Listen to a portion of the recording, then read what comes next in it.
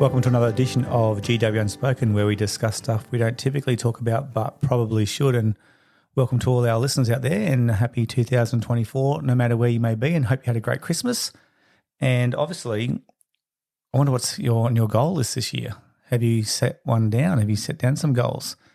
I know going to some of the conferences from Keith Abraham's, he was talking about how you always write down your goals, and if you don't write them down, then the chance of them actually coming true is very small. And I know we had this throughout school life. We teach our kids the same thing at school, and the students say, we don't need to write them down. We just know what they are, the main ones.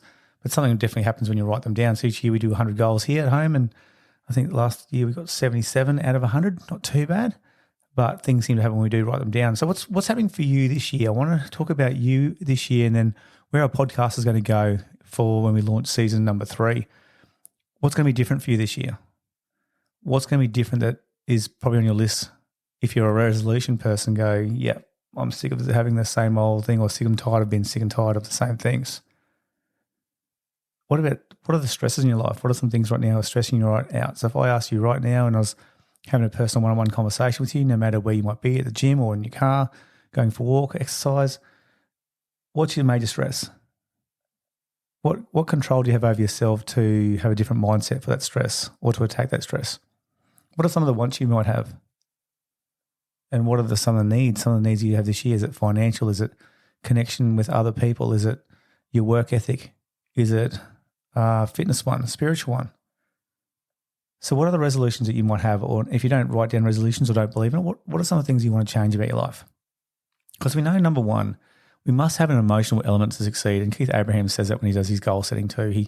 In all of his seminars, he says you can have a SMART goal. We know a specific, measurable, achievable, realistic, and time-bound.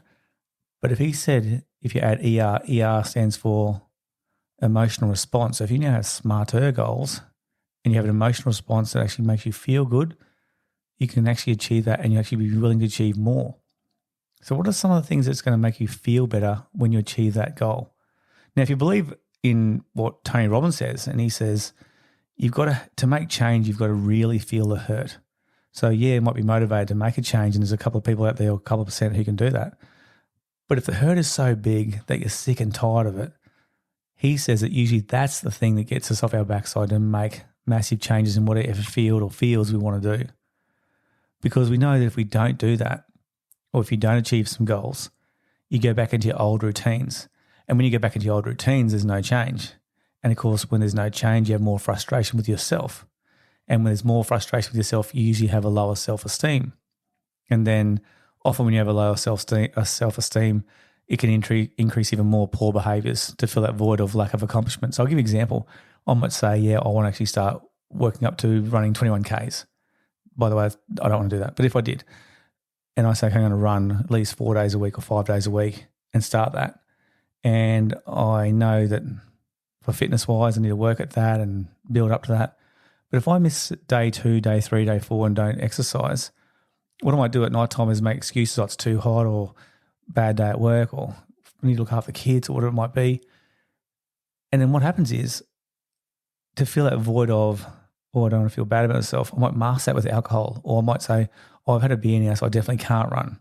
And it puts my mind to ease to say deep down, well, yes, it's a poor behaviour, but definitely can't run with alcohol in my system now. So what are some of the things we can take out of our lives to actually jump and do?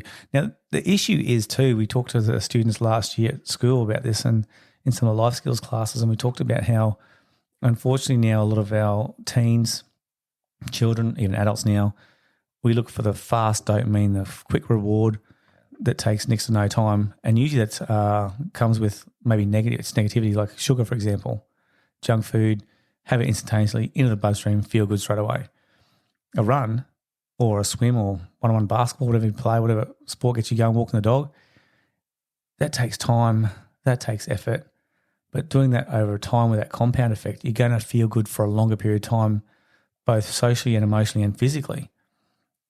But the problem is, because we're in such a fast-paced society, I believe that we have to actually want to do that so bad, because the instantaneous rewards of getting quick dopamine fixes for small things that give us instant results is a lot easier to do than going, for example, for the hard slog for the run.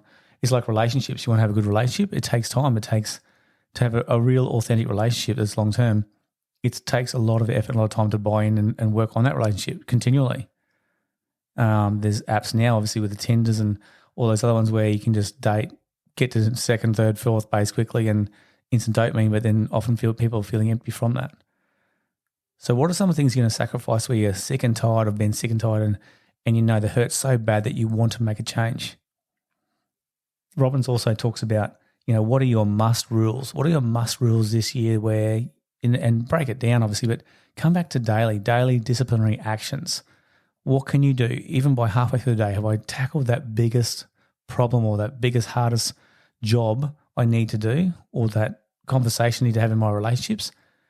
What is the one I can just get done right now and start my day off? What's the must that's non-negotiable? And then he said what are your should rules? What are some of the rules that, we probably should have done but didn't get time, but I'm going to attack that again tomorrow? Now, I had a teacher, she was great when I was at high school, way back in the Stone Age, and she was great. She always said to me, don't ever say shoulda. Don't ever say shoulda or coulda because otherwise you woulda. And I thought, what?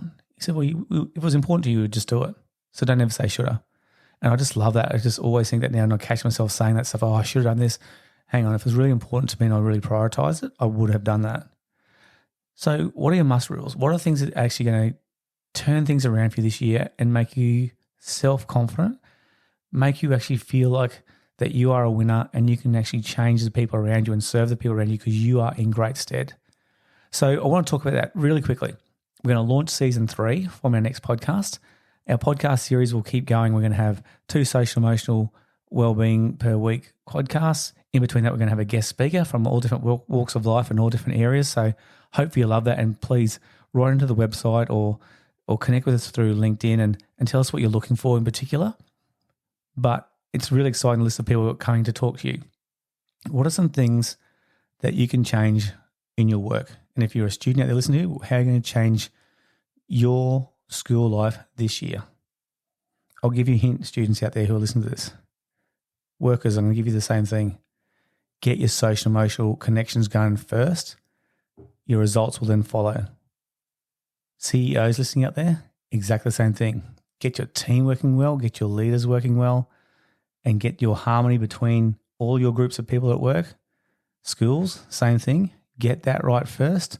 The rest will automatically come. Socially, what's your goals? What are you going to aim to do socially?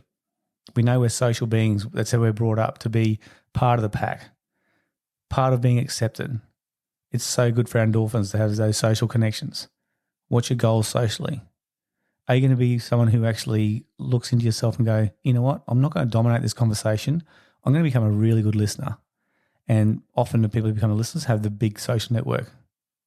What are you going to do within your family? Extended family, if you don't have children, I'm not talking about necessarily parents, but what are you going to do in your family dynamic to strengthen that unit? Because we know that family is everything. And if you've got conflict with your family, is it something where you have to try and avoid again, or is this something you can actually take on heads on and go, I'm going to actually try and be the better person here and improve that family? This whole podcast series is going to be about you. The whole podcast series is going to be about making authentic connections and changing your mindset so that it can actually help you towards any of those goals that we talked about earlier on today. So to do that, we're going to really tackle the innate code, and the innate code are the things that we're going to talk about that make us a better person holistically. So the 8 things we've talked about, or we're going to talk about, is nutrition, is the power of movement, mindfulness, the lack of technology, how it can actually build our community and culture through connection, the importance, and also how we can actually get better sleep, how to be really grateful and the power of gratefulness, because it is huge. And one of the biggest things I think for our kids and probably yourselves, anyone who's listening right now, is that purpose. How can we really build purpose and have some leadership in amongst our authentic connections and our mindsets to actually move people forward? So we're going to do a pod series of 8 on 8. So each of those 8 elements, we're going to have 8 really short podcasts on each one. They're going to be short. They're going to be sharp. I want you, when you're listening to these podcasts, to think about, how does this affect me right now in my life? When you're listening to this, how is that actually affecting? Whereabouts is my nutrition right now? What are some of the tips and tricks that we've learned from other people that we're going to discuss on the podcast? How can they actually relate to me right now or the people who I'm influencing with food, and so on through those other 7 elements as well. So I really want this season to be about you. I want you to have a conversation like we are right now, and it's going to be about thinking about all those things in your holistic health, how we can improve that so those authentic connections can improve this year, your mindset can improve this year, and then all those things that you want to achieve that might be on your list that's really been frustrating forever can actually come to fruition, and you can actually just dominate the year and get ready for even 2025. So I'm looking forward to having those conversations, and I hope to hear from you in our next episode. And thanks for joining us.